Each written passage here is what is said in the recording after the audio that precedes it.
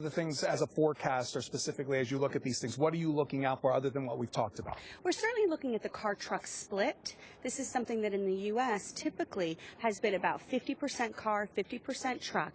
We're leaning more towards car now as we bring in smaller, more fuel-efficient vehicles, and consumers are wanting that type of vehicle. So we're estimating about 52% car for 2013, which is a little bit of a shift. Rebecca Lindland, one more question. Electric vehicles, are they selling? They're starting to sell. I'm actually on the National Academies of Science panel for electric vehicle infrastructures and getting more EVs on the road, so it's certainly something that we are studying very closely. I think that the biggest issue is just understanding the vehicle, getting consumers exposed to EVs, and understanding where it may fit into their lifestyle. It's not appropriate for everyone, but there are some really good products out there that consumers can consider for an EV. Joining us from the DC Auto Show, this is Rebecca Lindland with IHS Automotive. She's their research director. Thank you. Thank you so much, Pedro. And we are back live with Matt Blunt, president of the American Automotive Policy Council. Governor Blunt, as we were talking, we were watching that, you and I were talking a little bit, used to build minivans in your home state of Missouri. You said that factory is now shut down, the Chrysler minivans.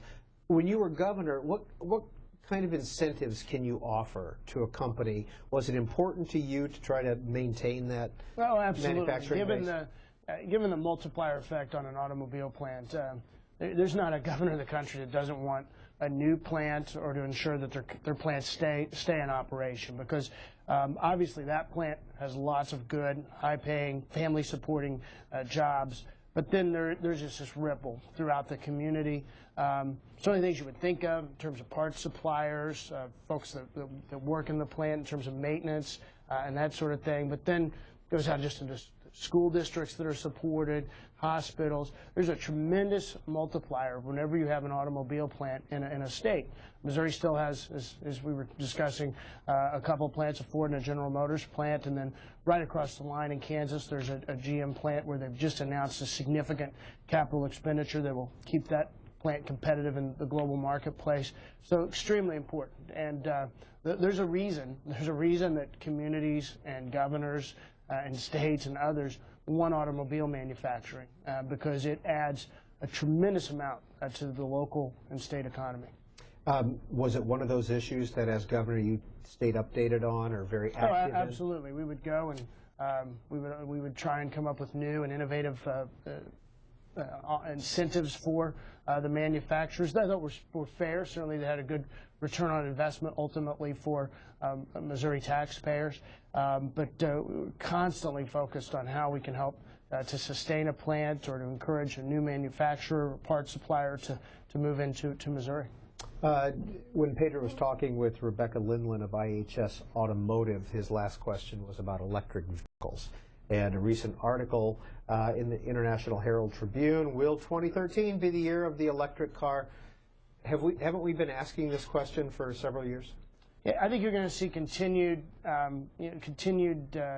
technological innovation, particularly in hybrids. I'm not 100% convinced that the all-electric vehicle is really the future. I think Americans have a lot of range anxiety, but certainly those hybrids are indeed, for a lot of consumers, a great product that makes a lot of sense. And you're seeing that the Chevrolet Volt, which is a tremendous vehicle, is having growing sales on an annual basis.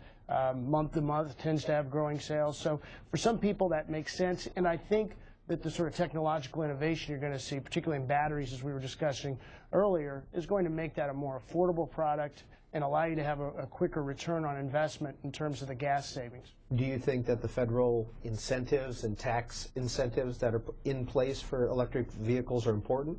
When you talk to dealers, they'll tell you they're important. They'll tell you that dealers are able to explain the tax credit that exists to the consumer, and it does impact consumer decisions. It's important to keep, though, a variety of options available for consumers. And if we're going to meet the 2025 standards of 52.5 miles per gallon, it's going to take not just more hybrid vehicles, but it's also going to take continued improvement in the efficiency of the internal combustion engine, and the companies are focused on that. When you walk around the auto show, I'm sure they're going to have exhibits like they did last year that show some of the things they're doing to make that engine, that traditional gasoline-powered engine, even more efficient and increase gas mileage.